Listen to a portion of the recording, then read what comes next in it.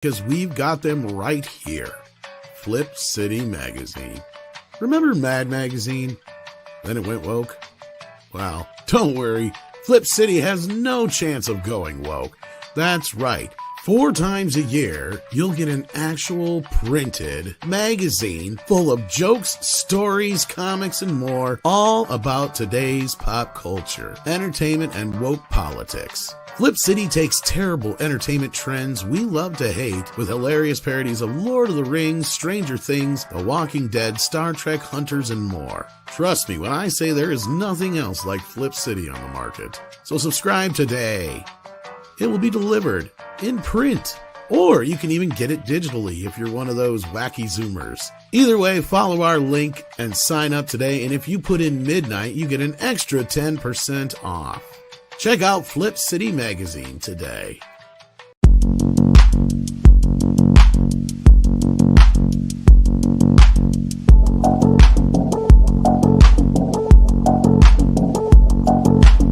Made with 100% recycled material. It's Midnight's Edge After Dark.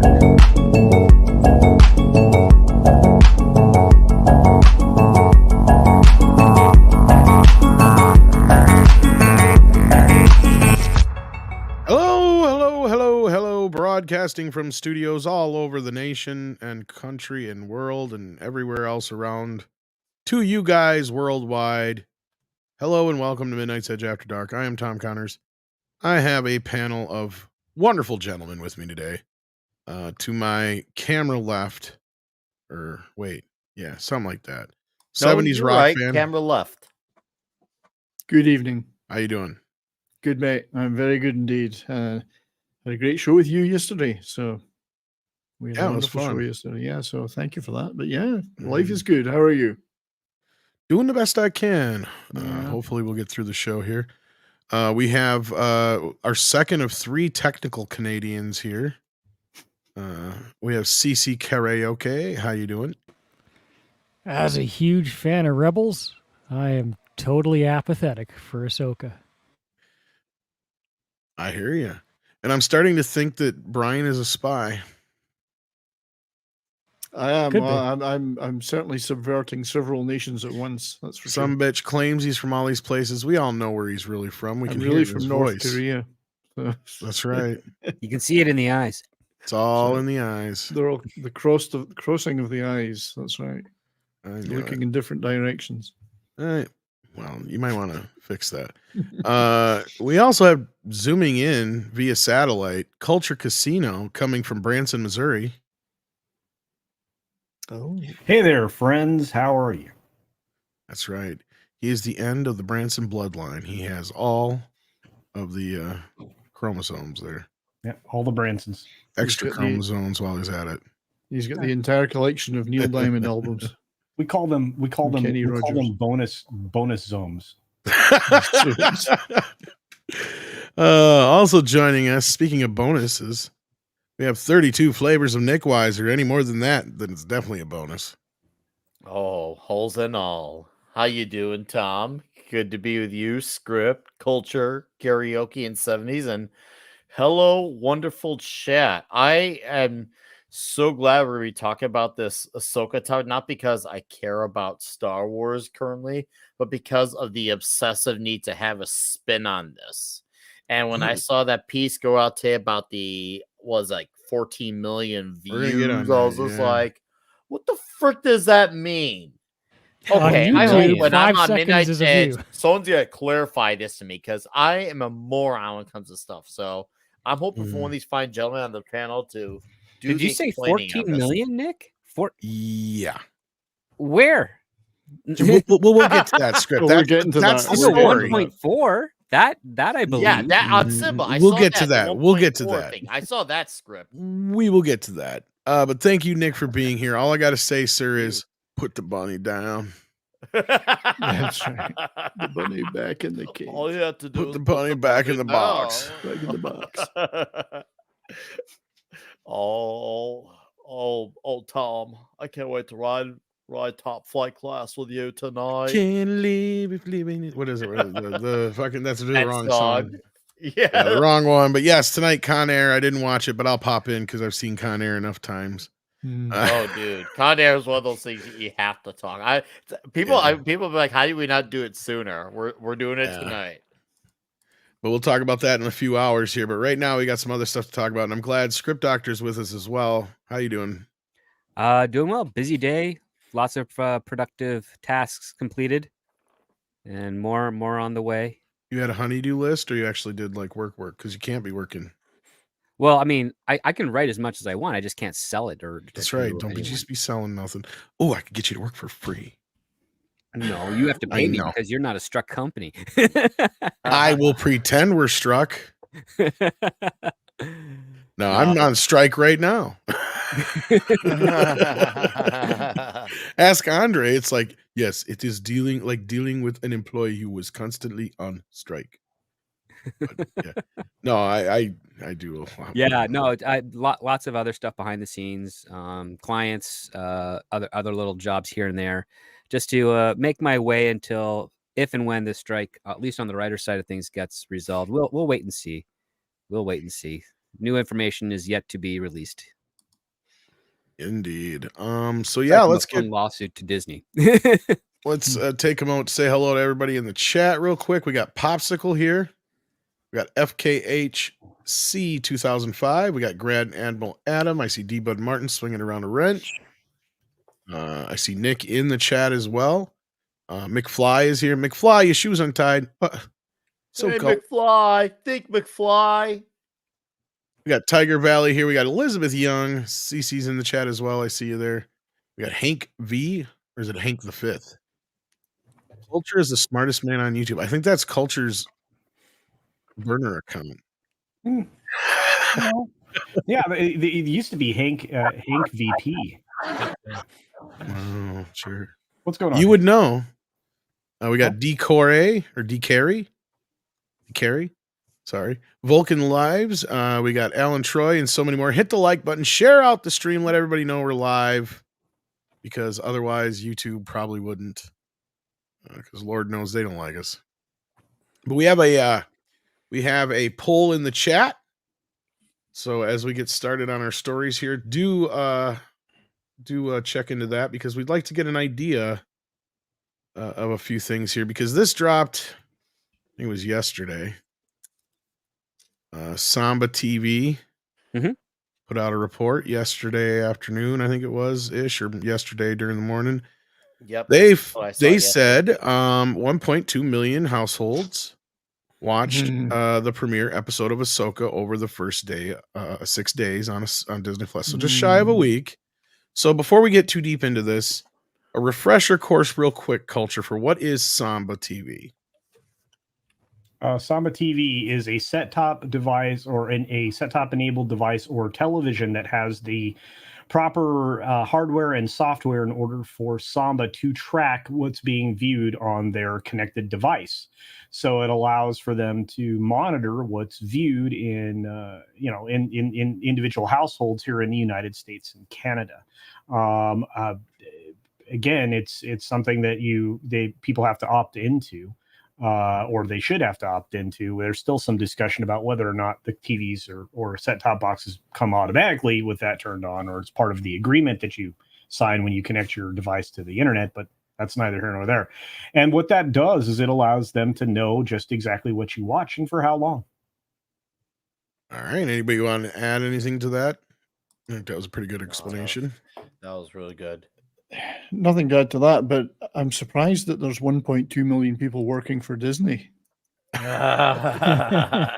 Oh, hey, there you go. Probably actually with all the companies they have, there probably actually is that many with all the. Your job for tonight is to watch Ahsoka. Just so That's you know. right. Yeah, Your homework. They didn't do it in one night. They did it over 6 days. Yeah, 6 days. And again, as someone mentioned in the chat, and I mentioned this earlier on another stream as well, is that 1.2 million is less than 1% of the Disney Plus subscribers that they have. Wow, this is correct. This is correct. Yeah. But and actually, okay, so there's more to that because Culture, you actually use Samba quite often to gauge a good idea of what the ratings of these shows are because you have kind of sat down and figured out through various ways that the Samba number kind of it's like 1/3 basically of what the entire number will be at the end of the day. Yeah, and again, that's based off of now a couple of years of research, or a couple of years old research that I did with between the Business of Ads apps, Statista, and a couple other sites that I saw called Antenna, and another one that I use all the time.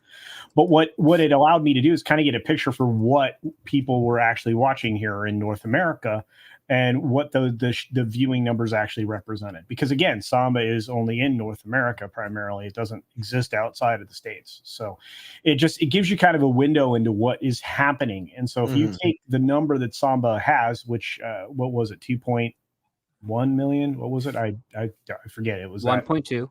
1.2. Excuse me. 1.2. I'm sorry. I'm turning into comics division. I'm inverting numbers. But so if it was 1.2 million, just multiply that by 3, and I mean that's what the number that you've got. So it's going to be speculatively, of course, right? Yeah. Again, yeah, indeed. But it's a rough average, and it turns out that when Nielsen gets involved and everybody else kind of falls in line, we start to see that number kind of fleshes out. So you usually like maybe there were 3.5 to 4 million people watching the show in total in North America, maybe. But again, it's very suspect, because as WDW Pro pointed out today, their metric for a view is watching for 5 minutes continuous. Yeah. That's right. What does watching really mean? Yes. Yeah. And so a view. So what if you watched for 10 minutes, got up, went to the bathroom, and then restarted your stream? Is that another view? I watched for 10 minutes and then didn't restart my stream. Oh, well, you were somebody that was well, Samba doesn't say views; they say households, right? So that just means that per household actually engaged in the application of the app. I don't think they doubled that up. You don't think so? It's household. I think that. I mean, if they did, they could get a much higher number. Well, households or devices. All that indicates is this is the number of people that indicated that, or at any point in time, actually took a look at the show. I mean, that's the takeaway there. Beyond just searching, yeah, they actually This is a problem. Play, yeah. Go ahead, script. Finish No, up. that was all I said. I butted in. You're good. Well, I'm just saying this is a problem with how this stuff is counted. I don't like it's very shady and sketchy how this stuff is all counted. Like it'd be one thing if it was like half of at the minimum half of an episode is viewed and then it's counted. But if we're doing 5 minutes for a show that is very inconsistent with how long the episodes can be, I don't know, man. I don't think that should really be considered as a watch at 5 minutes. What if it feels like a 10-minute YouTube clip, but we're talking about a show where the episodes are anywhere between a half hour to a full hour. It just seems really odd that would even count as a view. Well, Samba TV posted on Twitter this morning that Obi-Wan got 2.4 million views in 6 days. So if we're comparing Samba to Samba, then Ahsoka is coming in at half the viewership of Obi-Wan Kenobi. And the quality is on par, so that's even worse.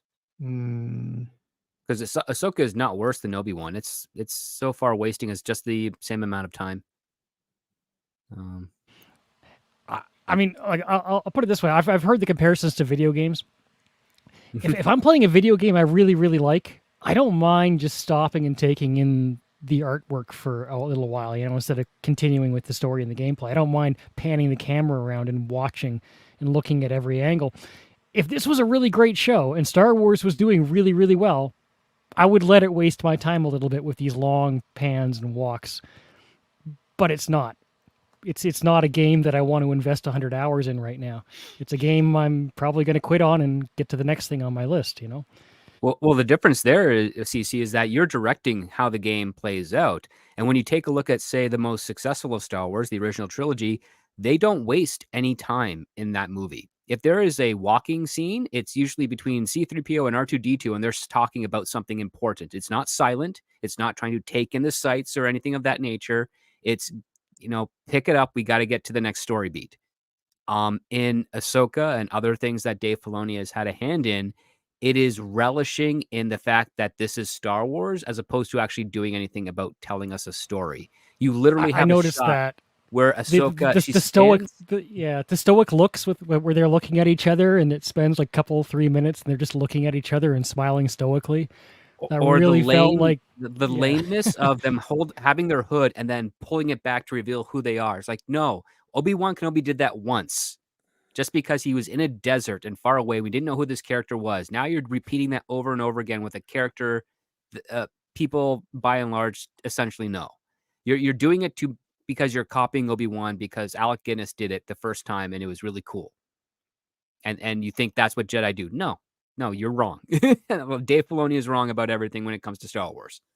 Script or culture, whoever can answer this. I'm wondering, because if there's one common thing we've had with a lot of the Disney stars, at least for those still watching, I'm not one of them, but when I was, there's this pattern that a lot of these shows are overly long. It seems like they have maybe 2 to 3 episodes worth of story stretched out into anywhere between 6 to 10 episodes stretched out. Do you think they drag these shows on long, like the stuff with endless staring and just walking and talking Filler. at minutes Filler. view time, because this factor when they're making these shows that they're factoring in the minutes watched, and they're thinking, well, as long as we sprinkle in some moments that happen in between all these long walks and stares, that is how they're getting away with these minutes viewed. It seems really odd. How is that part of the game? Is this minutes watch? Do you think that could be a factor into why these shows are so I don't know. I think it's just more so they don't know how to fucking write. Well, I'm sure that's true too, but I feel like because I'll tell you right now, writers used to have to fill out 22, 24 episode seasons full of hour-long shows or half-hour-long shows, and the excuse that you have only 6, 8, 10 episodes to tell your story in, you should have 0 fucking filler. There should not be any fucking walking and talking unless there's some kind of exposition going on, like Script just said. Sorry. No, you're absolutely right. I mean, again, sometimes you have a show that is essentially filler because you have to stay under budget for your season. And so they make it a bottle episode, or they keep it in a single, they make it a bottle episode, keep it in a single location, and they try to have as much fun for the show as possible, but it doesn't really progress the story overall, especially if it's not like a sitcom base where every episode is its own episode. If it's a serialized one, which you saw more and more of on channels like the CW or Freeform, you would have a lot of filler in that because really they only had one story they were telling over that season, and they're trying to just get to that point as slowly as possible to make their episode order. Well, typically, if you go back Script to a show like Fringe or something, it would have one episode monster of the week, one episode plot arc for the series, and that's it would usually go those, one and one. Yeah, usually, and that was them just experimenting with the serialized format because it's like, well, we at that point, because of broadcast windows and the fact that there wasn't often reruns until the summer season, they expected that there would be a certain amount of audience members that were going to miss an episode here and there. So we might as well not confuse them too much and make sure that we have one that's central on the overall plot and another one that if they miss it by whatever chance, it's not going to screw up their enjoyment of the show, but it's still going to entertain them for that evening. I am missing that formula so much because I get the idea of wanting people to watch every episode. I get that. You want your show to succeed and you want people to get the most enjoyment out of that. I mean, who does want to get the most enjoyment out of something? But I think when almost everyone, I'm not going to say everyone because that's not true, but almost everyone jumps on the serialized format. For me at least, I feel like it kind of pushes me away out of certain shows because it's just like I don't have the time in the world to commit to every single show like this. And all these shows, like, especially when like a lot of them are this bad, like that doesn't help. It doesn't help anymore. It doesn't help. It doesn't give me any excitement. Like I'm already lacking in excitement. So it's just like, what's the point? Well, we have a new guest, I guess. Oh, the boss. Andre, whoa, how you doing? Okay, I'm shutting up. Hey, greetings everyone. I'm good. Thanks for having me. And keep on talking. Don't let me interrupt you. We kind of got away from what this was all about because I was just letting you guys talk about a few things plus dealing with something in the background here anyway at the same time. But Yeah, the whole point is compared to what Samba is reporting for numbers, Disney is putting out a whole different spin out there. According to StarWars.com, 14 million views for the first episode of Ahsoka. I think they've missed a decimal. Well, I think you're right, Script. And not only that, I think this is a word we operatively have to look at here, too. Have they learned to divide by 0 or something? I mean, and not only that, like I'm like, what do they figure? Like 11 people live in a household now, or what? That's exactly what I was thinking. Remember, this happened before. Amazon did just this with the Rings of Power. Yep. When they claimed it had like 25 million views or something like that. Or how did they figure? Oh, well, obviously in a household there's more people. You have like families watching, that's 4 people. It's unfair that they only count 1 view when there's 4 people watching. So they took the number of views and they quadrupled them to account for the number of people in a household. The other thing is YouTube counts a view as 5 seconds. If you're scrolling through your feed and it autoplays, you could count as a view without even ever clicking on the video. And I think Amazon did that with. And that was the same thing, yeah, with Rings of Power, yeah, because they had it on their main feed. Now I don't know if this is on the main feed or not of the Disney Plus show, but so you're saying that if it was on the main feed and you get that background image, that you're not even clicking on it, but it starts to play. Yeah. Yeah, and that counts as a view for them. Well, by YouTube metrics, 5 seconds is a view. And now, if Disney is really counting that same metric, then they could get a lot more views than, say, Samba at 5 minutes. So you mean that they count the view every 5 minutes you're watching? No, but you have to watch for at least 5 minutes, or in some cases, anywhere from 5 seconds to 5 minutes, depending on the platform, for them to actually consider views, that a view. Yeah. For them to get 14 million views, either they have to count each view as several, or they have to do some really shady and stuff in how they count. That's what I'm saying. None of this adds up. I call complete bullshit on this, because also, and this is another thing you got to think about. Let's just say, for the sake of argument, the kind of viewers or the amount of views that you would have to do to get this kind of thing, we're talking a show that would getting people like on the level of like Big Bang Theory to watch. And this is why I have this poll out in the chat right now, because we have over 600 people watching and almost 500 of you have voted so far. We're only 15 votes away from 500 votes, and 77% of the audience hasn't watched Ahsoka. That tells me that this has got to be bullshit. Because this is the kind of numbers that shows like bullshit. CSI, Big Bang Theory, that kind of shit used to get when they were on. And I think the 4 million viewers that we would pull out of the Samba number and extract is probably closer to reality. Because that's more in line with like Obi-Wan and stuff, right? Culture, if I'm not mistaken. He just muted, but yeah. Culture. Sorry, there's a bit of noise here for the moment, so I'm still... no problem. So yeah, so anyway, Andre, I don't know. You had just working on a video that we got coming out here pretty soon about this series, but I don't know if you added any of this info to it or not, or what your take is on it. But yeah.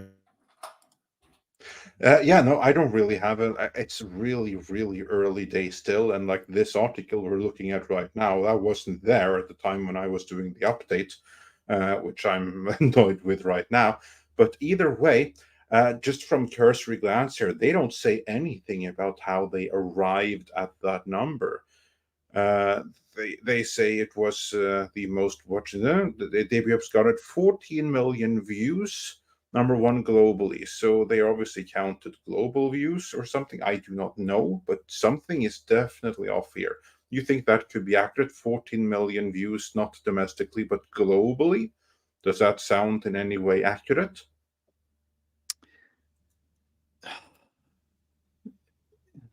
Culture? Script? Nick? I don't think. I do not believe 14 million people in North America watch this show. That's just my personal belief. No. This is supposed to be worldwide. Yeah. Let's even take this into consideration for a moment, going off the Samba numbers. Yeah. I don't think that's plausible, because in most cases, even looking at like movies and stuff like that, because Disney Plus doesn't have the amount of penetration throughout the world as things like Netflix and such do, but they do have, I don't know, how big of it is it, Culture?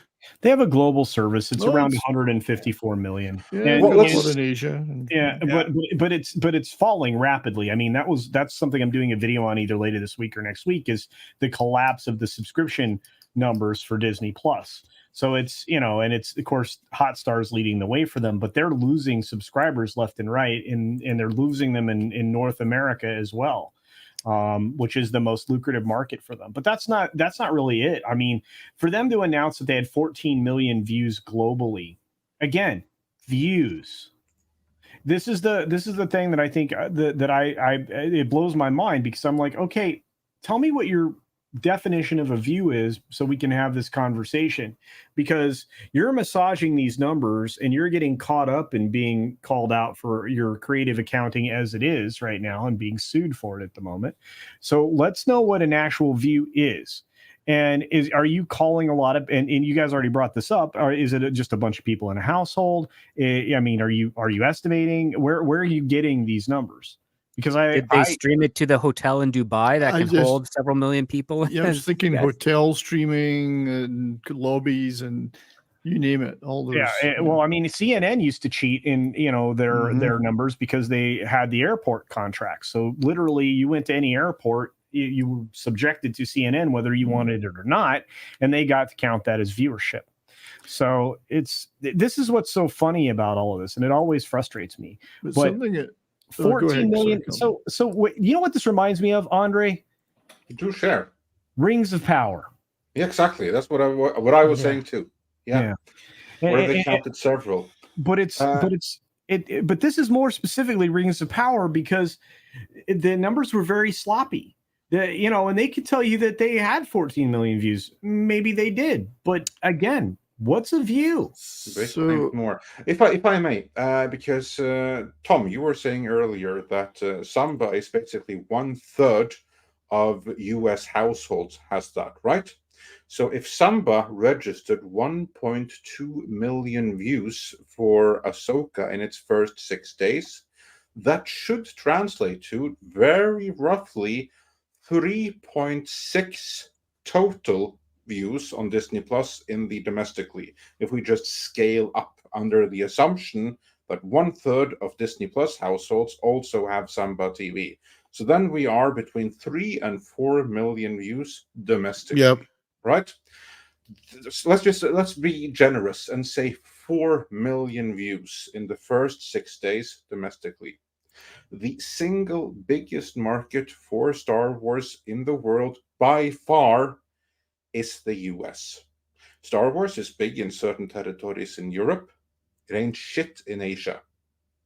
Meaning the single biggest market for Star Wars on the face of this planet is the domestic market.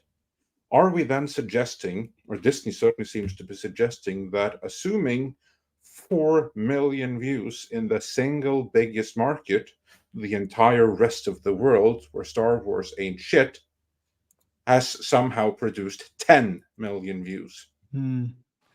This does not pass the smell test.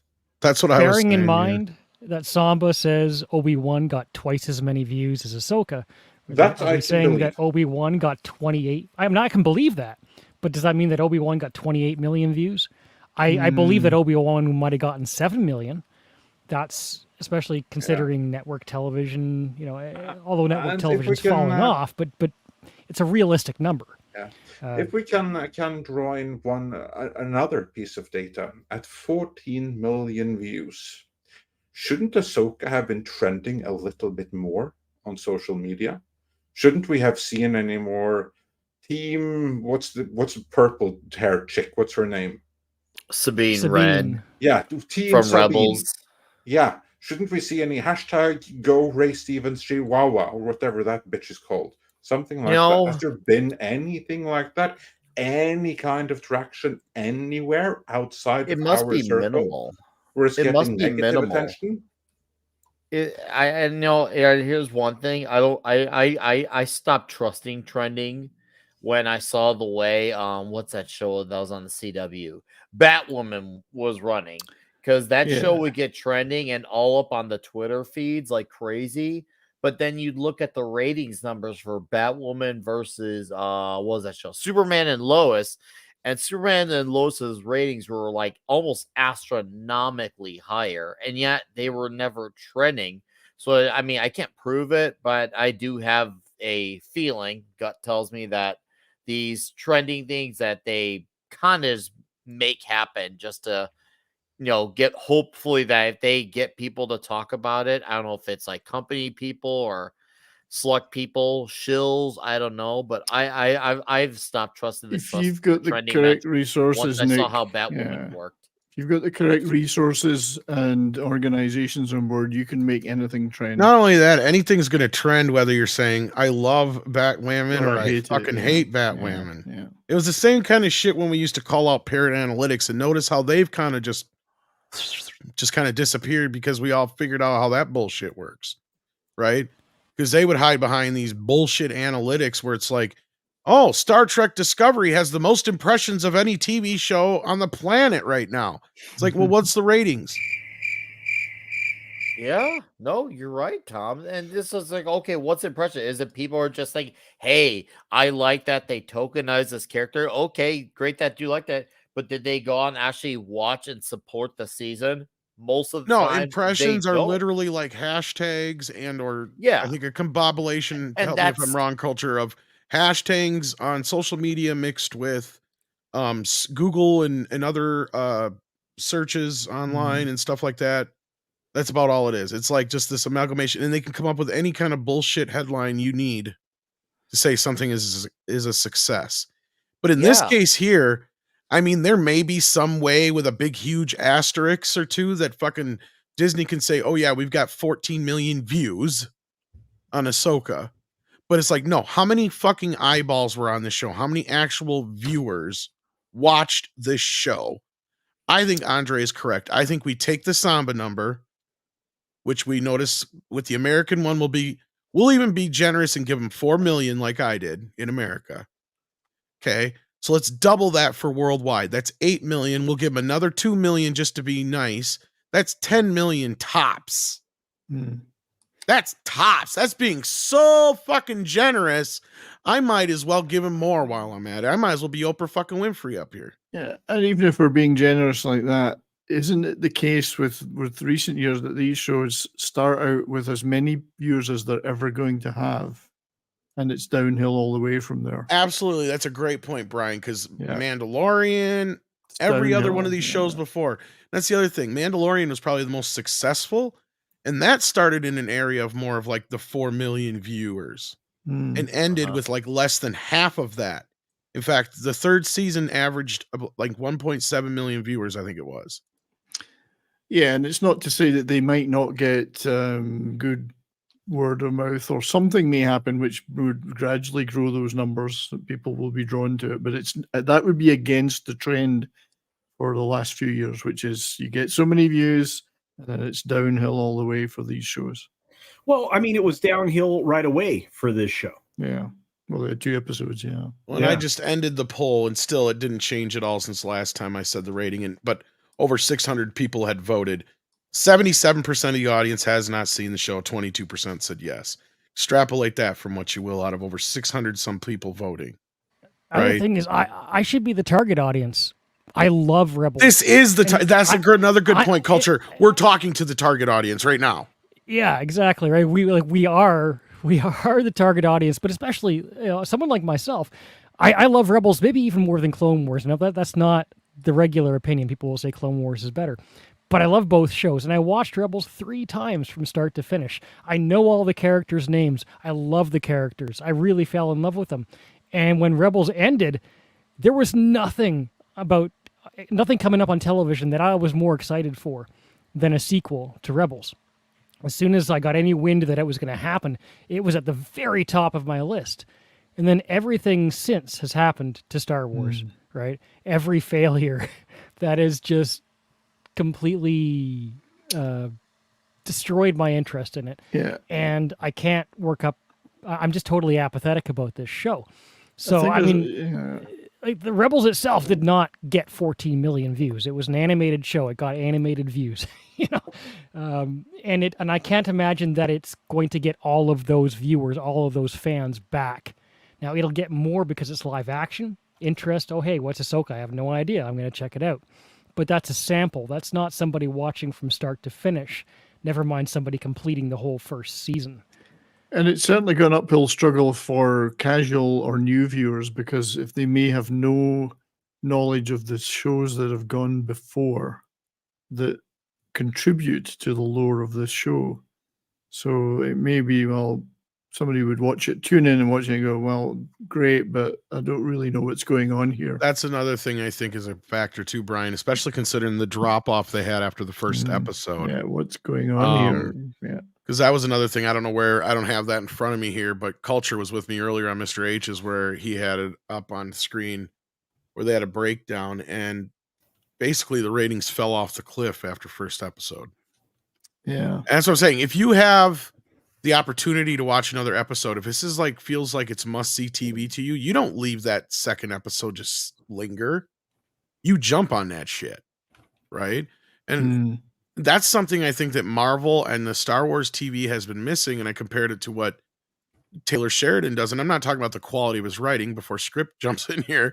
I'm talking about the fact that this guy knows how to leave you with a hook on the end of an episode, pull you in with a completely different hook in the beginning of the next episode, making you go, wait a minute, I want the update on that last thing before you get me into something new, fulfilling that last hook, giving you, some kind of fulfillment on the second hook he set up, and then setting up a whole new third hook to get you into the next episode, all while there's this overarching hook going on. Regardless of the quality, I'm not talking about that. I'm talking about the fact that that is something that a lot of these TV shows have forgotten, just the bare necessities of the ideas. You got to leave the audience wanting more. And I'm not saying it has to be a gimmick like that, but I'm saying that you have that. And that was what television shows like Weeds to Deadwood, to insert your classic show that used to do that to you every week here, because that was the ones that I always watched the most, because it was like, I got to know what happens next because I want to see the resolution. And if I don't have that, I don't want to move on. Andor, I watched 3 episodes of, did not revisit. People are checking out after 1 episode of this shit. Yeah, fatigue. I mean, there's it's not even so much fatigue. It's just there's nothing there to really go, I'm not hooked. But they've churned out so much Star Wars content in the last 5, 6, 7 years that I think it's just like a farting in the wind. There's no. It's washing over Pauly people like, okay, here's another one. Yeah, Narcos was a great series. Hell, the original one. I knew how it was going to end, for fuck's sake, but I was still hooked.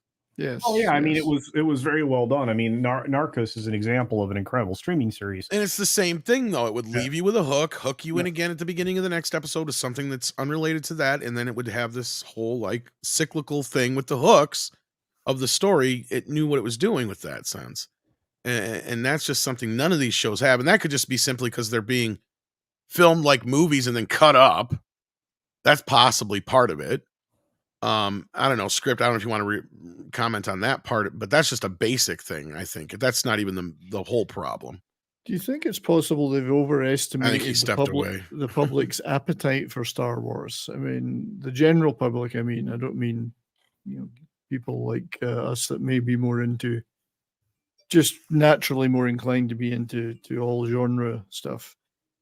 I think they've possibly overestimated the public's desire for it. Yes, the original trilogy were huge and continue to be huge successes and hugely influential in popular culture. But I think that a lot of those audiences don't really care beyond those stories. So therefore, they're not going to be drawn to these. It's possible there's an overestimation of the public appetite in this day and age for that material. Well, this is already a niche of a niche at this point. Like now, a niche of a niche now. Star Wars was at its height. You'd have a lot more people that were interested and would want to get involved in this. But when you've got just a bare minimum list, I think it was 15 that we used in the one video we were talking about. I think originally Andre. Yeah, and then Anna, that Star Wars girl, found a comprehensive list, and that comprehensive list is just insane. I mean, you got to watch most of Clone Wars and Rebels and all this other crap just to get caught up with this show, and that's a problem. You should not have to do homework. The 15 list that we found, that was actually from that list was awful. Reporter, and it was like a bare minimum list of recommended episodes. It wasn't even a good list, and I've seen all the episodes. That's why I looked at it. I was like, these are awful selections. Well, and that's just it. If it's not even giving you what you need, better still. This should have been another animated show then. Really? At the end of the day, it was supposed to be, and then they changed it to live action. I think that's where it should have been budgeted and aimed. You're not wrong. They were treating this like this was going to be like Mandalorian / Obi-Wan level. It's like, no, you dumb shits. You're lucky that, Obi-Wan should have done twice as good as it did. You're lucky that Mandalorian did as good as it did. And then you screwed the pooch with Boba Fett. Like, yeah, you're lucky that many people returned for Mando season 3 after that, and that really kind of didn't do well. Here's the thing, though: so many didn't. Because that's what I'm saying. Yeah, Samba has not yet. At least last time I checked, they haven't found numbers for comparative numbers for the season 2 opening. But with the season 3 opening, but I think that they would have lost a good third to a half of the audience from the end of season 2 to the beginning of season 3, because in between those you had Obi-Wan, and Obi-Wan, I think that really screwed things up more than did the Book of Boba Fett, because Obi-Wan, that was the big gun that could fix everything. It had the return of Obi-Wan with all the characters. It even had Hayden Christensen return, and it just, instead of saving everything, it just made everything a million times worse. I mean, it was all about like this black chick. I forget the name of the character. It was all about her. It was Reva. Yeah, exactly. And that was also the story or series that first established that being run through by a lightsaber ain't nothing for a proper girl boss. As long as you're a chick, you can. Yeah, as long as you're a chick, you can survive. The Black Knight, the power of the womb, have handled it. Yeah. Right. I use my dad as an example for this because he's you ran your dad through. I was just gonna say, why you ran your dad through a light with a lightsaber? That's a trusting test, easy. Oh, sorry. No, but what about your dad? Sorry. He's the kind of guy who asked me. That's a stormtrooper, right? But he's a huge fan of westerns, so we watched Mando season 1 together, and he really liked it. We watched Mando season 2 together, and he liked it even more. And then I skipped the first 4 episodes of Boba Fett, and we went straight to episode 5. And in episode 5 and 6, he turns to me and he says, "This show is really improving." And then we went on to the season finale of Boba Fett and season 3 of Mando, and I could see it. I could see that he just completely checked out. He didn't know it was the same different show. Now I would imagine a lot of the general audience would be the same way. They probably got really interested. Grogu became part of the cultural lexicon. Companies try and do that. You see every time they always try and generate that lexicon, but you can't. It happens when it happens, right? It happened with Grogu, and then they're gonna check out. It's been a long time. You got Boba Fett was not good enough for that. Obi-Wan obviously not good enough for that. And here we are 3, 4, 5 years later. It's passed. People have moved on to a dozen different things by now. And watching it with my dad, he checked out, and we watched something else instead. Yeah, indeed. It's sad, really, but I mean, I think there's just too many of these shows.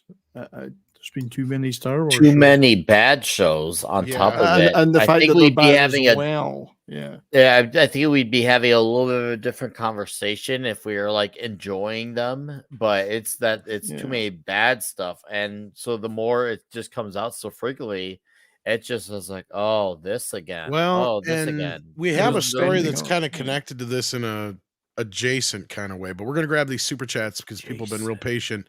They've been sitting up here now for well over a half hour. Scott Westbrook sent us a super sticker. That's right. Thank you so very much, Scott Westbrook. It is a keep it up pair. Thank you for that. Marks 47 has been a member for 28 months. Thank you so much.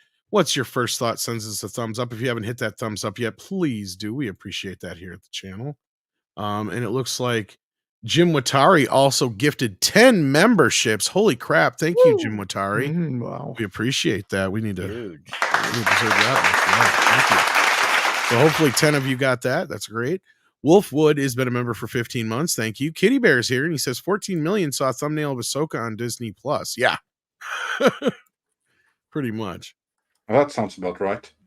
Aproy42 says, I think they waited too long for Ahsoka. Liked it anyway, though, but they should have said where Ahsoka was during the first 3 movies. Yeah, that's a good point. She didn't exist. That and yeah. She is a retcon character. Nikki D says, did you guys hear about the new investor lawsuit against Disney? We should keep count at this rate. I haven't heard about a new one unless you're talking about the FT whatever one. Nope. They're being sued in New Jersey for possibly cooking the books on their streaming profitability or loss. Is that the one I sent you, Andre? I thought when I read it, it was the same one. No, I think this is the one you sent me, the one with Bob Chapek being sued and everything. I believe this is the other one. I haven't had time to. Okay, well, we'll talk about that in a few minutes. No, Bob Chapek is named in it. The plaintiff is from New Jersey, and that's where I believe they filed. Yeah, I'm not a financial advisor, but if it was me and you wanted to sue Disney, I'd get in there quickly before they run out of lawyers to handle any future lawsuits. Well, I sent a story to Andre here earlier, and it said something about TSG, so I thought it was the same one. No, this is a different one. I think.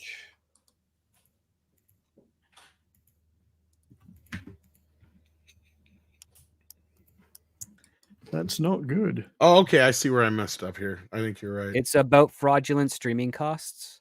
I was reading the part where it said this is the third one being filed now, and it named TSG as one of the other ones. That's where I misread it. Okay.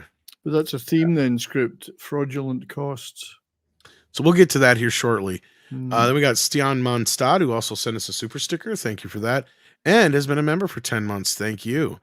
So stay tuned, Nikki D. We're going to talk about that in just a moment. In the meantime, though, I wanted to bring up one point real quick here before we get into the second part of the story. I guess we have proof, at least somewhat proof, that RLM listens to us, Andre, for better or worse. They used one or two of our thumbnails for their recent video here. I don't know if you saw this. Red Letter Media? Yeah. Okay. Let's have a look at it. It's on the screen. Yeah, there we go. Oh yeah. Said at least that one's ours, isn't the other one ours too? No, 2 of them. That's what I thought. Yeah, 2 of them. Yeah, I made the. Oh, cut. One of those is yours too. Yeah, I made the cut on the top left. I made the cut. Well, then they ain't watching culture. No, I'm just kidding. Well, I think they just went out and found great thumbnails, but no, I made the cut. I made the cut on the soft swing that they took at us. So well done. Yeah. Well, whatever. Yeah. You know what's even softer is I have not watched a full RLM video since their shit take on Ghostbusters Afterlife. So yeah, I haven't really watched them in a long time either. And there was some other movie that they did like at that time. I'm like, you guys have lost it. I'm like, whatever. And then NZ Greg has been a member for 7 months. Thank you so much. There is more hair on this ass than your head. Has been a member for 4 months. Thank you. Gee, I wonder who owns that one. Name. Yeah, I wonder who owns that one. Okay, to finish up this ratings scandal before we get into the other Disney scandals. I'm sure you saw this too, Andre. Miss Marvel is a huge failure on ABC, to no one's surprise. What, they actually did worse than the Inhumans. Yes, way worse. Right. Absolutely way worse. Didn't know they'd even put it on ABC. I think I remember them saying. Okay, then I'm curious how they have measured that. Then they have to measure like the first episode, because I can't imagine that Miss Marvel would that more people finished the unwatchable Inhumans than finished Miss Marvel. Okay, well, let's read the story here. He aired the first 3 episodes of Miss Marvel on August 5th and the final 3 episodes on August 12th. Per the viewer numbers below, we see there is a huge dip from the first episode to the third episode airing, which means viewers turned off Miss Marvel and watched something else or had something better to do. On the first night, August 5th, Miss Marvel lost 118,000 viewers. The good news for the second airing is that 910,000 viewers tuned in to watch episode 4. However, by the end of the night, Miss Marvel had lost nearly 300,000 viewers. So it means they weren't even breaking 1 million. Yeah, no, these are CW numbers. That's what I'm saying. That's how they did worse. A repeat of Andre. America's Got Talent crushed them. Yeah. Yeah, A repeat repeat. crushed them. Shark Tank, all this other crap. Doesn't bode well for the movie. Now it's getting interesting, comparing with the Inhumans and stuff. This is what I want to see. So I can go scroll up again because I'm curious about what. What about the other Marvel shows that have aired on ABC? Marvel TV had Agents of S.H.I.E.L.D., Agent Carter, and Inhumans airing on ABC. Back then, Kevin Feige had nothing to do with Marvel TV. Reportedly, Kevin Feige and Marvel TV feuded. Agents of S.H.I.E.L.D., Agent Carter, and Inhumans absolutely annihilate Feige's Miss Marvel. First season of Marvel's Agents of S.H.I.E.L.D. averaged 8.31 million viewers. Not bad, actually. No, well, that was at I've Marvel watched popularity. The whole so of course exactly. And then it actually got to a point where it had 12 million with the first episode, and then it went down. And unfortunately, it was one of the worst.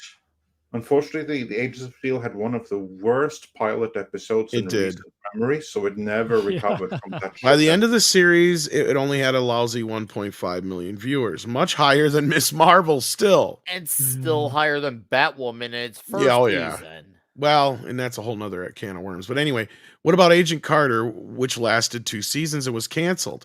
6.91 million viewers tuned into the first episode, with 2.35 million for the finale. Disaster known as the Inhumans, also better. Inhumans, which is one of the worst Marvel TV shows of all time, saw 5.58 million viewers tune in for the first episode and dropped to 3.36 million with its final episode. That honestly shocked me. That 3.6 million. Yeah. Well, that's network television. Final episode. That's unbelievable to me. And this is why, Andre, sorry, go ahead. Yeah, no, because I just gauging for myself. Of all the Marvel and all the DC content I have seen, the Inhumans is the only one that was so absolutely painfully god-awfully bad that I couldn't watch it. It's the only time when I set out with, I'm going to watch this for the fans of Midnight's Edge so I can talk about it. And midway through episode 3, I decided I can't do anymore. I can't watch this. This is too painful. It is too unbearable. It's the most painful viewing hours of my existence. It's unbelievable to me how anyone could finish that until the final episode, let alone 3.36 million. The hell were they doing? I mean, didn't they have some paint they could watch dry? They should have put it on the BDSM channel, I think. Then I think that should tell you something, Andre. You know what that tells you about that rating for that final episode? It tells you how good they were at the franchise of the MCU was as a whole. That such a bad show could still have such good rating. That's a sign of how good. Well, here's those are still terrible ratings, though. I was going to jump in. Here's where I'll jump in. Let me just say this, because this is what I was going to say before mixed with that. Yeah, that's horrible ratings for a show. Just so you guys understand, the only reason it did this well is because it's on network television. That means, 1 million of this could just be hospitals that don't change the fucking channel from ABC in their lobbies. Right, that's what I'm saying. Like, well, Nielsen doesn't count it like that, though. That's the thing.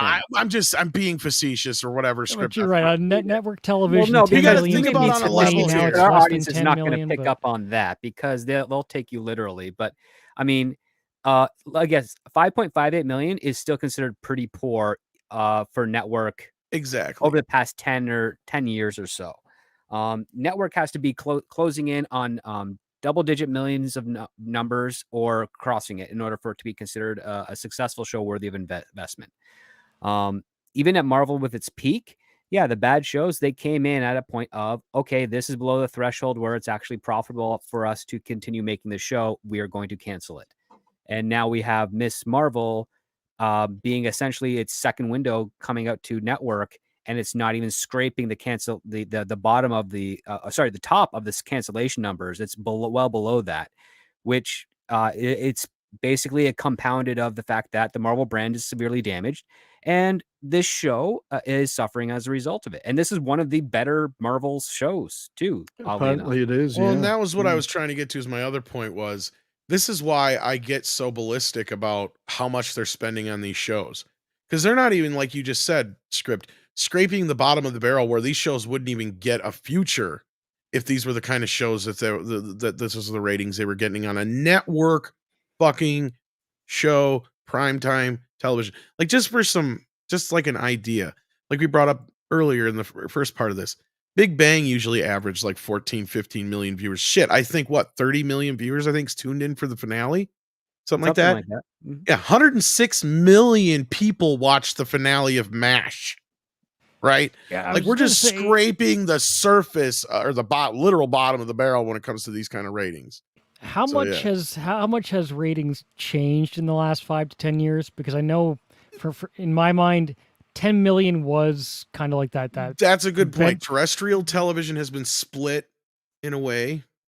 That's something we talk about. So I don't know how much. It used to be a lot higher than 10 million, and then 10 million was considered your low average, but good. Yeah. For a long time. In the last 5 years, is it even? No. It made a sharp turn negative as soon as Netflix started streaming. Yep. And CW, that's where CW, they finally had to start making ratings low enough to be able to factor them into this, because they didn't have shows getting enough ratings to where they were finally making it into the, top 20 or whatever, top 10. But their ratings are so low that, It's also why I believe 3 to 4 million, far more than I believe 14 for Ahsoka. There's just no way. It doesn't add up.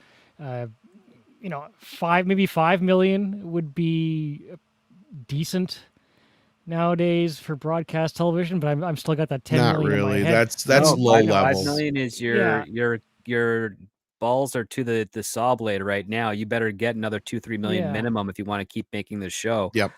It's not that's CW. Today. Well, CW, major networks CW here, right? was CW was deliberately a niche network trying to get bigger, and it never grew.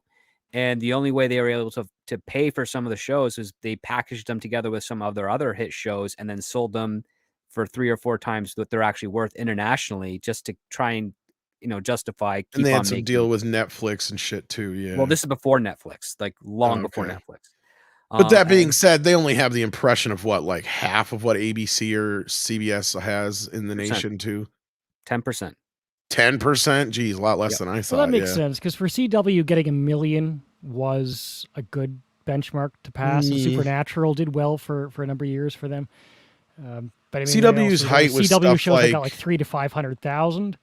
I would imagine CW's height had to be during Smallville and shit like that. Yeah. No, Supernatural was its biggest show. Supernatural was bigger than Smallville. All right. Yes, it was. Can confirm. I can believe it. I can believe it. Supernatural kept that network alive to the point where as soon as it ended, CW didn't last 3 years before it was sold for nothing to another network. They should have rebranded themselves Supernatural, the name of the channel. And then it helped. That's just get rid of the CW name and just call themselves Supernatural. Their genuine popularity was Supernatural because it wasn't real. Well, before we get too far and lose Andre here, I want to get to this Disney story here, because I guess this is new. I thought this was just an update, but I guess there's a new suit going against Disney over alleged Chapek era cost shifting scheme guide streaming losses. As Disney stock hovers at its lowest levels in nearly a decade, the company was hit with another lawsuit alleging it misled investors about the success of Disney Plus by canceling the true cost of operating the platform.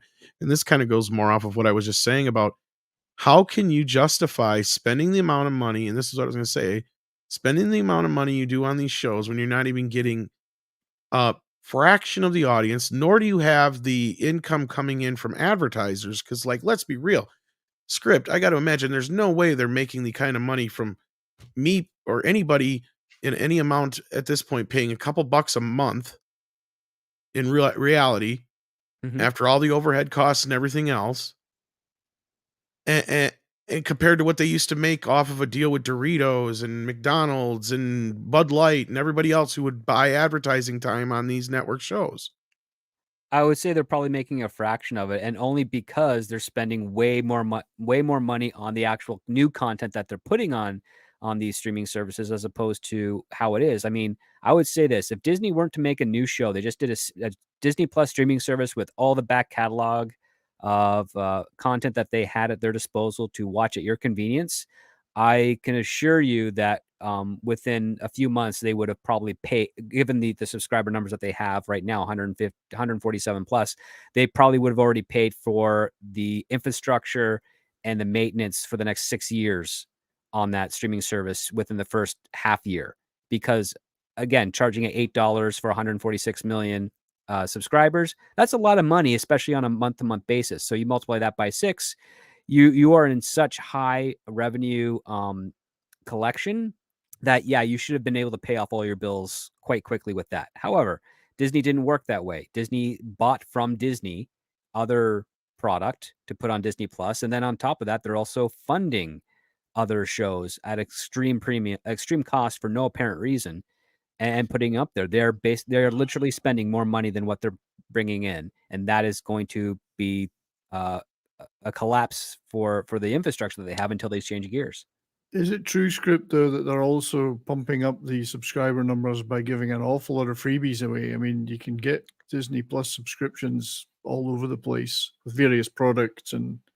Well, those aren't really for free. They make a deal with that service provider where they're getting the paid, service provider is paying cost plus maybe a couple of points, and then they're providing it to them for free. Disney never gives anything away for free. Really, understood. Yeah. Okay, no, thanks for clarifying that. Well, and I just looked this up for comparison. On an average season of Supernatural, they spent from $23 to $30 million at its height. That's for the entire season. Yep. What, 24 episode season? That's perfect. Yep. Why can't they do that on Disney Plus? That's what I've been for 24 weeks saying. The amount of money they're spending on one show could fund 5 or 4 easy. And part of me suspects that the inflated budget is due to the amortization of the volume stages that they have been constructing en masse over the last 3 years all over the world. Those things are obscenely expensive.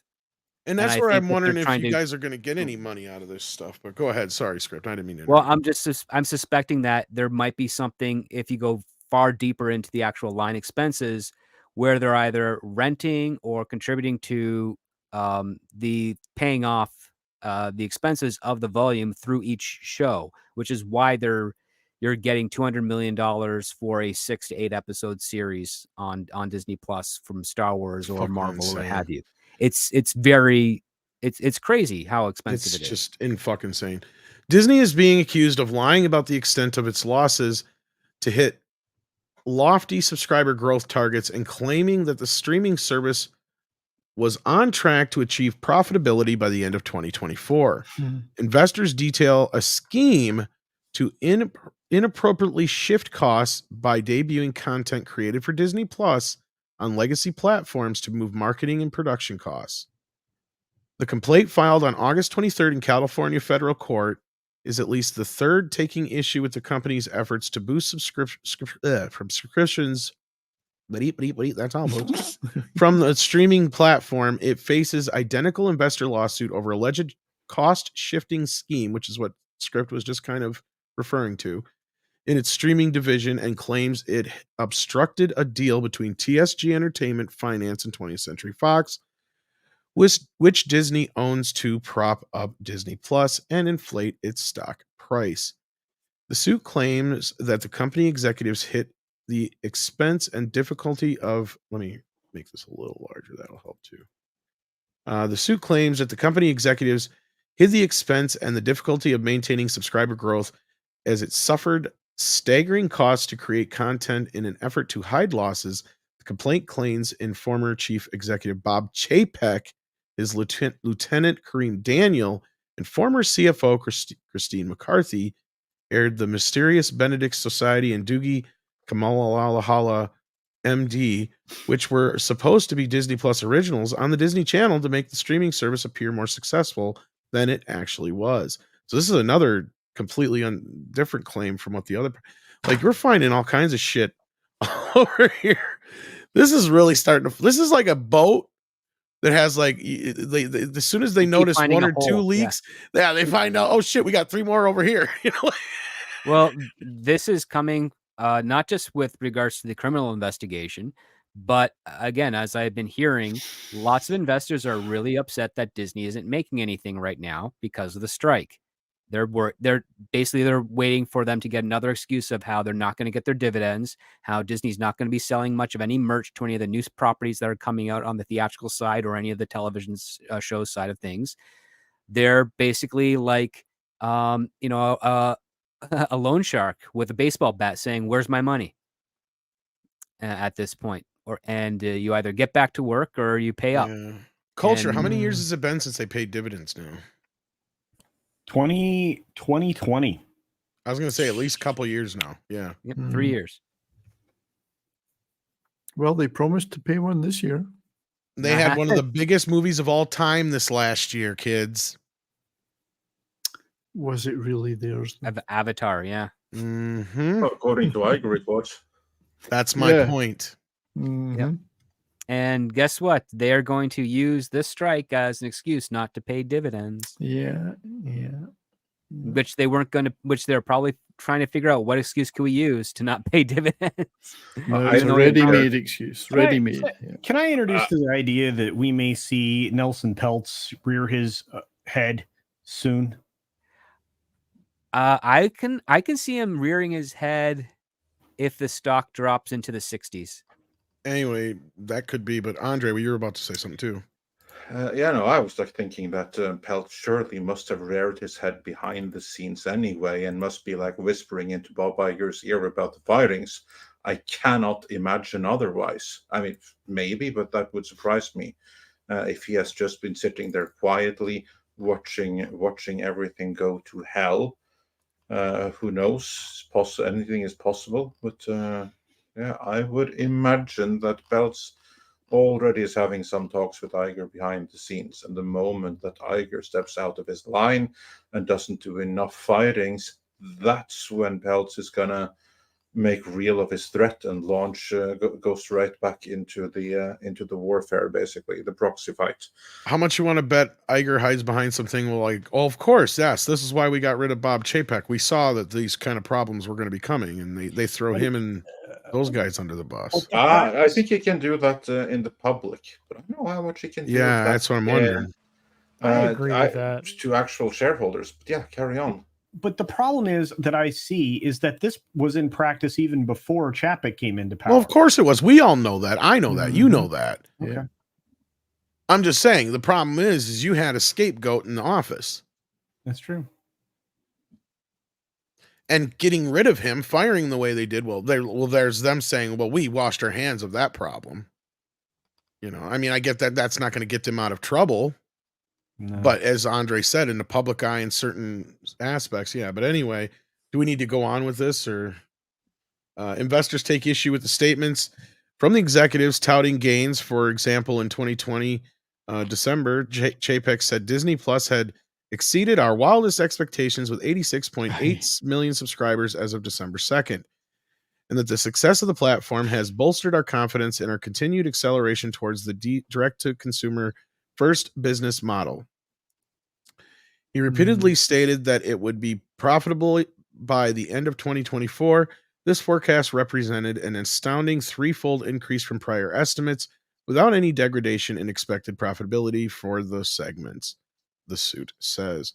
After acknowledging that the subscriber growth had slowed in 2021, Disney reported last year that it missed the analyst estimate by wide margins on revenue, sales, and earnings in quarter 4 of 2022.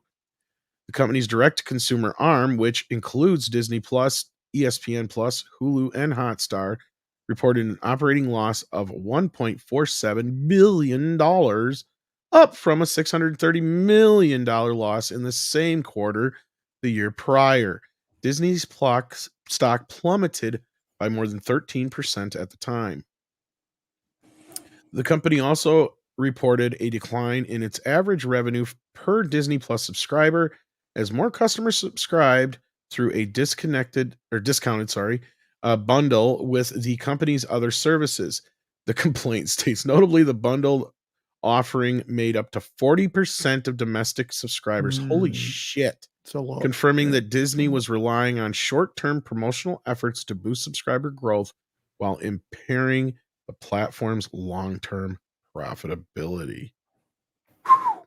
Suit also details Disney's pivot to prioritizing streaming amid the pandemic, while the company's theme parks, resorts, and cruise lines were forced to close as movie theaters shuttered. Subscriptions to Disney Plus rapidly took off, according to the complaint.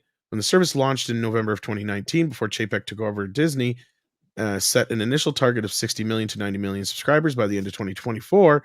But after Chapek assumed leadership in Disney Plus, experienced a higher growth than originally anticipated, gaining over 50 million subscribers in its first 5 months and nearly 74 million subscribers in the first year. Against this backdrop, Chapek decided to go all in on the platform, announcing a major reorganization of the company. I love how they're conflating this here. Because, Andre, wouldn't this be two separate fucking things here? Oh, completely. So if you want to comment on that quick. Well, you kind of did it already. Chapek, he did decide to well, it's not that he decided to go all in, it's that Iger had already set up the entire company to go all in, and Chapek came in during the middle of the lockdowns. He had no other choice. At that point in time, all of their usual assets, which relied on the free movement of people, suddenly became liabilities. The only thing that he could do at that time, realistically, was actually to continue what Iger already had started. But it wasn't to this end that he changed the entire company. That wasn't specifically to bolster Disney Plus. Quite the contrary. The whole point of the new Disney Media and Entertainment Distribution arm was specifically that someone else would decide, this goes to theaters, this goes to Disney Plus, this doesn't get made. So that is absolutely conflating, because that unit wasn't about bolstering Disney Plus. That was about bolstering the company and adding some extra layers of control and check to make sure that that the right content was put in the right place. Yeah, because all the problems that they were facing right now were all put on by Iger. Chapek was trying to get away from that problem. Investors say that the reorganization represented a dramatic departure from Disney's historical reporting structure and was hugely controversial within the company because it took power away from creative content-focused executives and centralized it in a new reporting group led by Daniel. Prior to this, Disney was organized into 4 reporting segments comprised of media networks, parks, studio, entertainment, and direct-to-consumer. Can I just translate real quickly what they said there? Because it sounds so horrible. They took power away from the creatives. No, what actually happened there was that they took power, this structure took power away from crazy activists, which is what the creatives had proven themselves to be, and gave it to market-oriented people in distribution that were all about how can we monetize the audience, i.e., how can we please the audience, whereas the creatives and the head of divisions, they weren't interested in pleasing the audience, they weren't interested in selling, they were interested in proselytizing and preaching to the audience. That's why they needed to be kept in check. Yes, because Chapek wanted to ask the questions, is it making any money? Are people actually going to see it? As opposed to, is it making a difference? Is it woke enough? Changing minds. Is it changing minds? Exactly. And Brian, you had to change minds and hearts and leave right now to eat your supper. Unfortunately, I do. I got to eat before Toxic Tuesday. So hopefully we'll see everybody over there. So Andre, you didn't make the show, unfortunately, yesterday. But you did. But we did find the rare Norwegian poster for Masters of the Universe. Oh, very evidently cool. You're in that version. Evidently you are in that version. It's a very rare poster. Nice one. Nice one. I'm very sorry. I don't worry, but it's late. But it's late for you, very late for you, I know. Late plus family commitments. Speaking of culture, also is going to be taking off us on. Thanks, Tom, for once again No allowing problem. me to come on the show. And have a great night, everybody. And thanks to everyone in the chat. See you all soon. Yep, and I'm out too. Right. Everybody have a great one. one. Guys. Check out Culture Casino's channel as well. Check out 3 videos today. I'm out of here. Awesome. Ooh, take care. Wow. So yeah. Anyway, Andre, did you have more to say on that, or do you want me to just keep going now? No, I don't know. There's no more to say about it. Anyway, with the new structure, Chapek removed budgetary and distribution control from the heads of Disney content groups, which, to their dismay, and placed control in the hands of DMED's new chairman, defendant Daniel, who reported directly to his longtime mentor, Chapek, states the complaint, which notes that the duo exerted near complete control over the company's strategic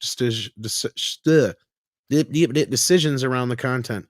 After Bob Iger, who was also named in the complaint, returned to lead the company, he made it clear that an important component of restoring Disney's success would be return power back to the creative executives, including distribution decisions.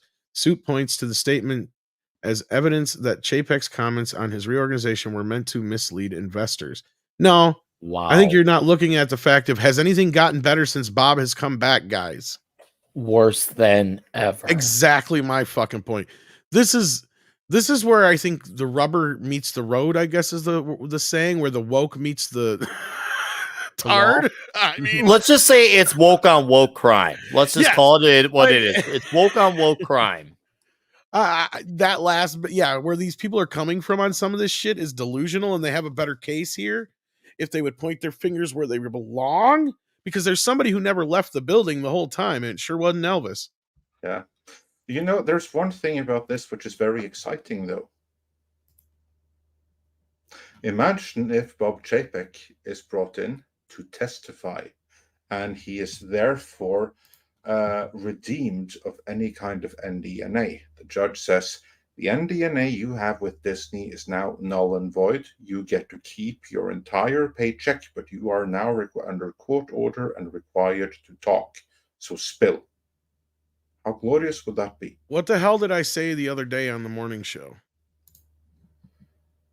Well, you say so many things. Something to that same effect. What if somebody like Chapek gets caught up in this and they decide they're going to sing?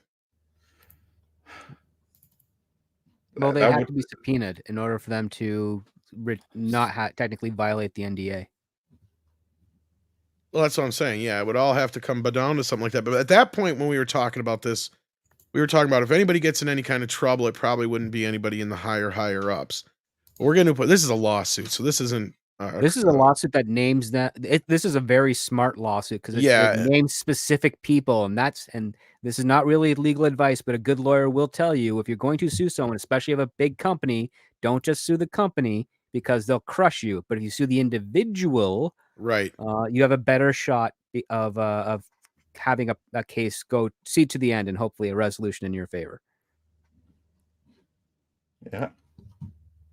Yeah, I couldn't have said it better myself. And then Ted Parks sent us a super sticker. It is a little Shiba dog in a karate do gi. Sorry, not a go. Saying good job. That's why I went to the go. Good job. Yes, thank you. I am just out of it tonight, guys. I'm sorry. It has been a rough couple days for me. But anyhow, we'll get through this one way or the other. Yeah. Oh shit. Was there any major stories that we were going to discuss that I forgot what else we're going to talk about here? I noticed Netflix turned down Sound of Freedom since it wasn't anything like Cuties. Yeah, do I we saw know that too. the logistics behind that and Amazon? I mean, granted, I'm not surprised from those types of companies between them and Amazon, but do we at least have a reason, or was it just? Well, they don't have to give any reasons why they don't have to why they don't carry any individual movie. Don't work like that. They don't give it it's not that like a human right to be on Netflix. And if they choose to decline, they have to justify that. No, it's simply a matter of they chose not to buy it. and no further reason for that has to be given. Now, of course, we can look at who owns Netflix. We can speculate. I mean, many of those people that are very high up on the ownership structure, they are known to have traveled to a certain island on a couple of occasions. So some people who may be prone to certain conspiracy thinking might be inclined to think along those lines. I'm not saying that you necessarily should do that, but I'm just saying that that's an observation that I'm sure many people will be making.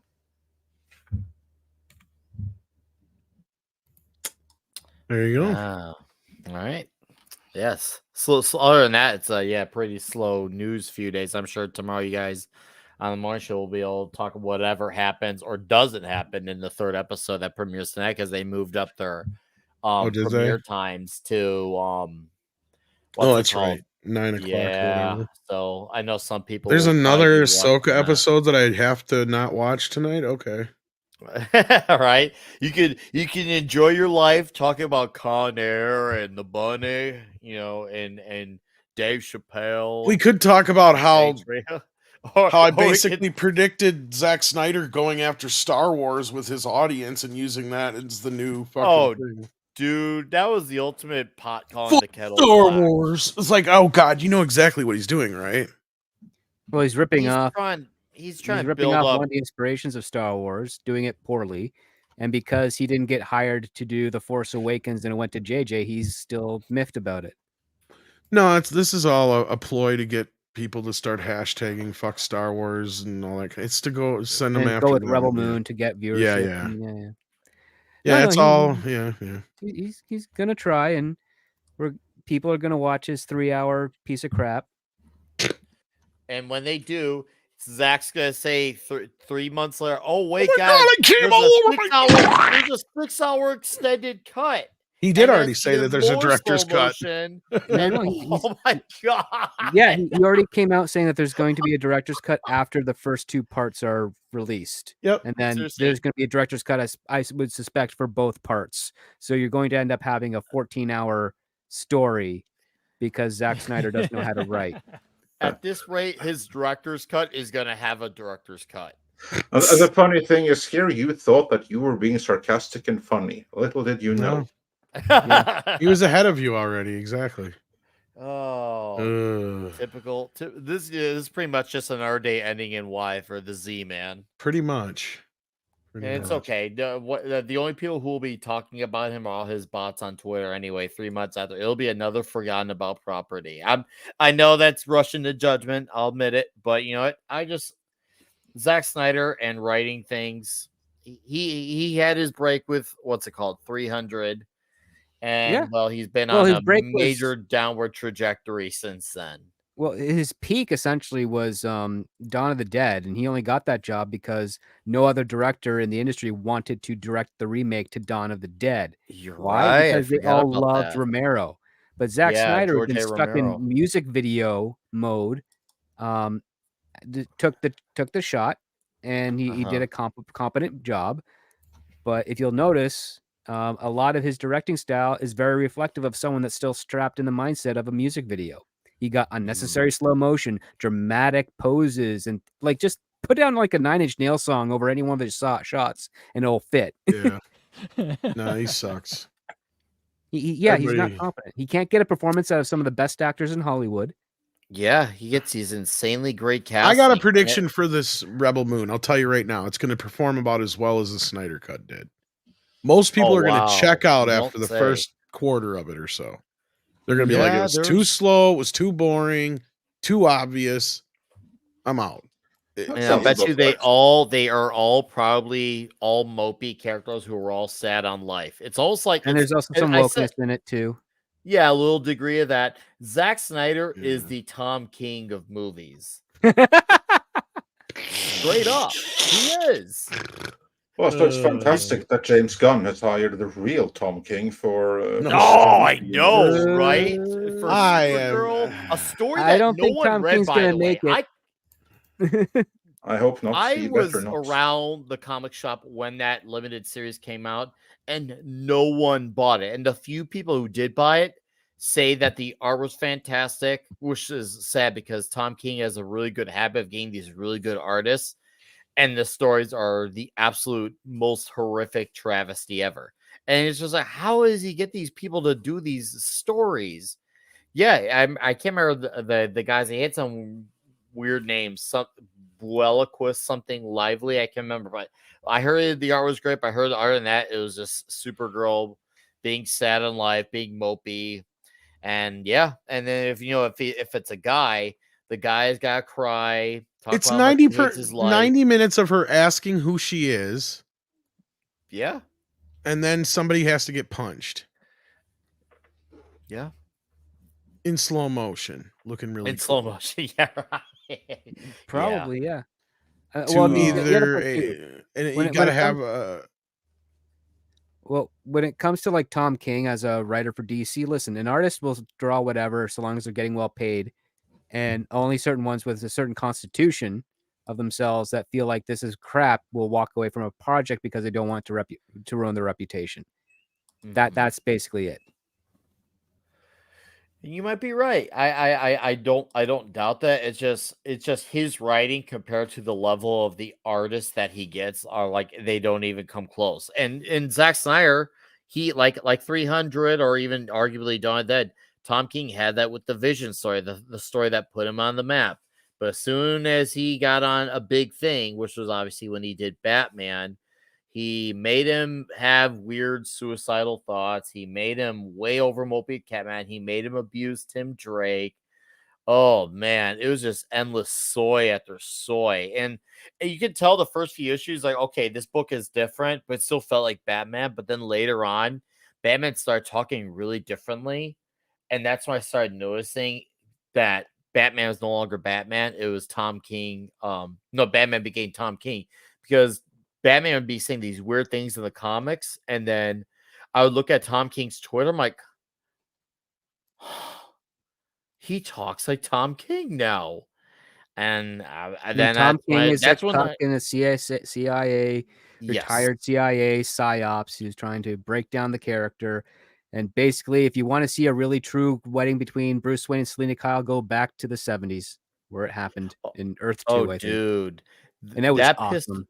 that pissed off so many people at my shop when that happened. Because I remember they did he went on late night TV for it. They were doing wedding invites.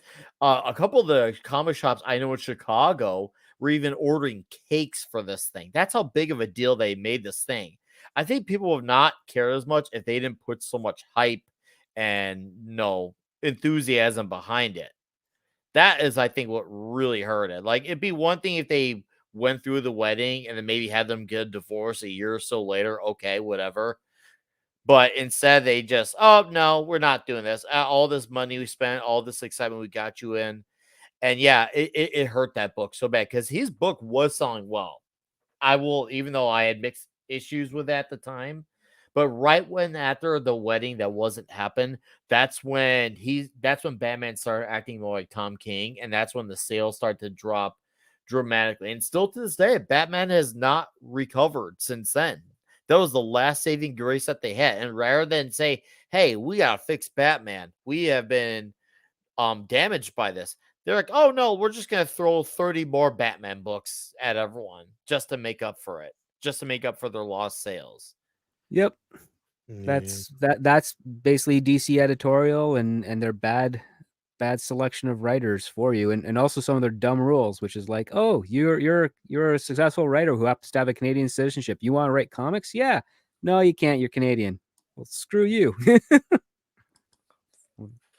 I would trust a Canadian who would say, hey, listen, no, this is what this character is about. I understand his voice. I understand what makes him tick. These are his villains. These are his relationships. Let's flesh that stuff out. And I have a pitch here on what we could do for this run. Done. Okay, that sounds like you understand Batman. Do it. But no. Now it's just people. They don't even hire people who are fans of these characters. They people who hire them on purposefully to destroy these characters, break them down, and just get basically just get what's the word here? I wouldn't say bullied, but they get talked down to by everyone around them, whether it's their family, their friends, the younger versions of themselves, their psyche. Well, it's not that they get talked down to; it's that they take it, because that's the thing. That's the worst part. They always take it. They always take it. That's the thing. It's like in a lot of stories, you have the world against your main character, and the reason we like the main character is that they're like, I'm fighting against that.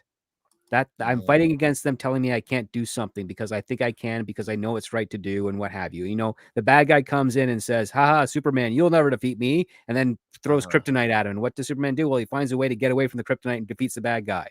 Like, you know, you don't look at them and be like, wow, they treated Superman really badly by throwing kryptonite at him. It's like, shut the hell up, man. That's the part of drama. If he took the kryptonite and he didn't do anything ever, didn't even try to survive, didn't even try to find a way out of wits to do something to defeat his adversary, then you can criticize that. But that's not what it is. Storytelling is about overcoming the adversity of the world around the characters and so forth. And it shouldn't be taken so superficially by people who want to, just find an easy way to hate on something.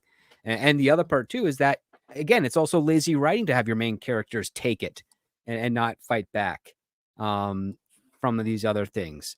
I mean, the twist of Selena Kyle leaving Bruce at the altar, it's like, God, we've seen, it's a Richard Gere movie, not a Batman story. Like, figure out a better, more interesting way, and don't pull any of that like clone crap or alternate universe type of stuff. Just either commit or don't even entertain the idea.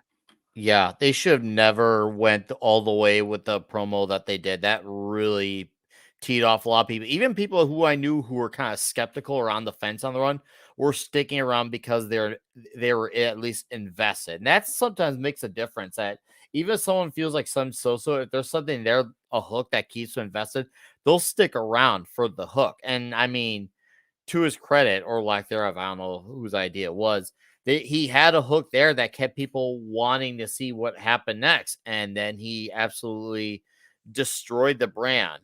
And yeah, it's really sad because that was the last big 6-digit seller book. Nothing. I think they've had a few limited series since then, like The Last Ronin, Three Jokers, that have sold very well since then. But there's not been one ongoing series that has been like, hey guys, you've been reading this lately. There's nothing from the big Three Jokers was a cop out, in my opinion. And it was, but it still had hype around it. Is all I'm trying to get at. Yeah, how don't get me wrong. Feel about it.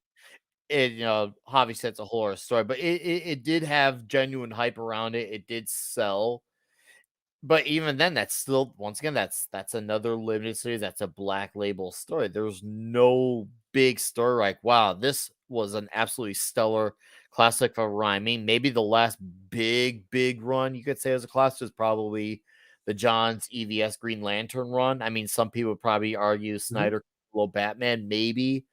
But Scott Snyder was okay with Batman, but I think as interesting as the Court of Owls concept that he came up with was, it's really just, it's a run-of-the-mill lizard people type secret society. You're right, and it is. It's rich people, League of Shadows, and I'm like, that's kind of boring. It absolutely is League of. No, you're right. It is League of Shadows. I'm not even looking at from how I feel, but I'm just looking at what really had people talking. Oh, it definitely had people talking. I thought, so. There was definitely conversation around that, which hey, that's great for comics, but you don't have that excitement. It's now people going in hoping that maybe they'll find an indie story that like. Obviously, there is interest about Conan right now at the shop. People are liking an issue, guys, in the chat.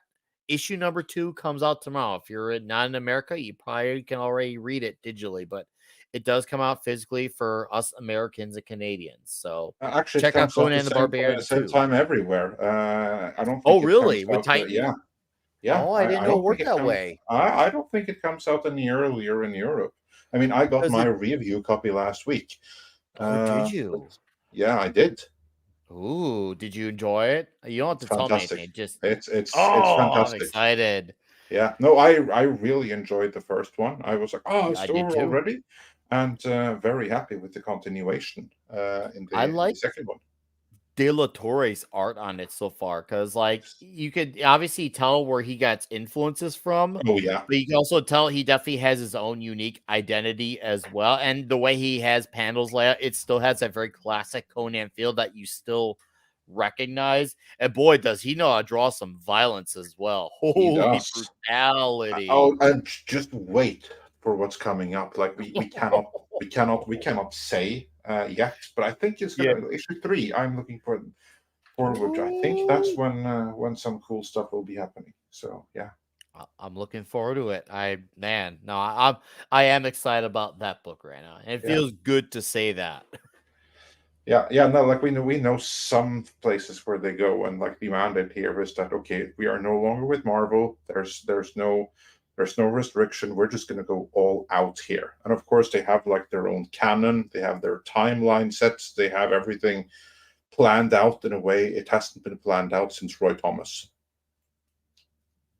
That's what I like to hear when it came out here in the States. I'm not really much of like a variant guy. I'm usually just a purist for the regular A cover. But that the Conan #1 is one of the very few ones where I got the variant because it was a map of the entire layout of what they're using for this That's run. the official map. I got the map, dude. Yeah.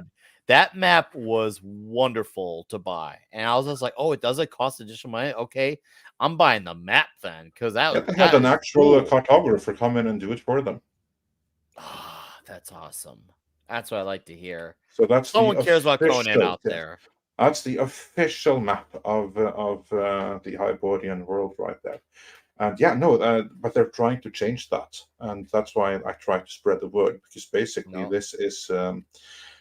in a sense, it's independent because it's managed by the same people that have privately owned it.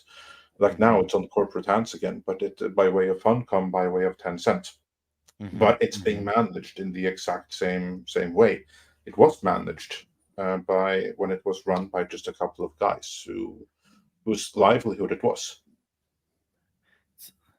No, it feels good to say our boy is in safe hands between obviously what Zub and De La Torre are doing, and obviously I know Chuck Dixon put out a book recently that apparently I hear is really good as well. I haven't read it yet, but I hear that it's really good. That's unofficial though. That has nothing to do with I know it is, but it's just it's nice to know that people are out there doing stuff for Conan that is respectable and people are actually excited about and want to talk about. That's what I was getting. I'm aware that it's its own thing, but still, it's still nice to see is what I'm trying to get at. That there's interest clearly for Conan and people want to get excited.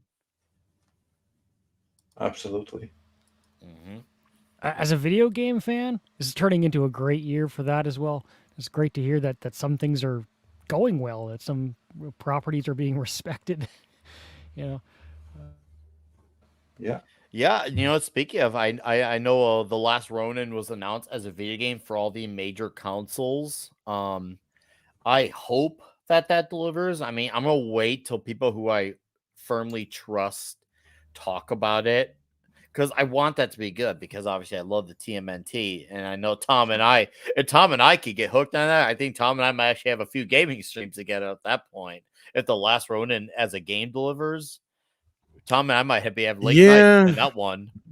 They haven't shown us anything what the game's going to be yet, really. But no. Well, even then, I'm still going to wait because we're in this day and age where now games come out and they're not done now. Yeah. So it's just like I need to wait till people who I know who know games are going to be, hey, yeah, this is worth buying right now.